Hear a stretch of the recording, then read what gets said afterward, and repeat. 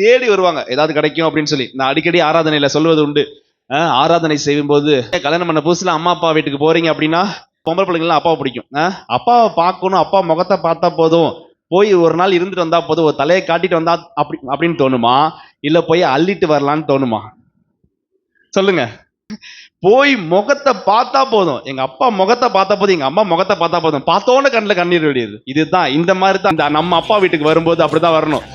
எப்பெல்லாம் சர்ச்சுக்கு வரமோ அப்பெல்லாம் ஏசப்பாவோட முகத்தை பார்த்தா போதும், அவரை பார்த்தாலே நம்ம கண்ணுல இருந்து கண்ணீர் வந்துடும். அதுதான், அப்படி ஆராதிக்கணும். அதை விட்டுட்டு நான் சபைக்கு போய் என்ன பிரயோஜனம், எனக்கு ஒண்ணுமே கிடைக்கல, காசு கிடைக்கல, பணம் கிடைக்கல, கஷ்டப்படுறேன், சபைக்கு வா உனக்கு நான் காசு தரேன்னு ஏசப்பா எங்கேயுமே சொல்லவே இல்லை. வேதத்துல எங்கேயுமே கிடையவே கிடையாது. உழைப்பதற்கு வேண்டிய கையின் பிரயாசத்தை ஆசீர்வதிக்கிறாரு, உழைப்பதற்கு பலனை கொடுக்கிறாரு. சம்பாதித்த பணம் வீணாய் போவாதபடிக்கு அதை பாதுகாக்கிறாரு. உடம்புல சுகத்தை, பலத்தை, ஆரோக்கியத்தை, ஜீவனை கொடுத்து பாதுகாக்கிறாரு. வீண் செலவுகளுக்கு கர்த்தர் பாதுகாக்கிறார். அல்லேலூயா.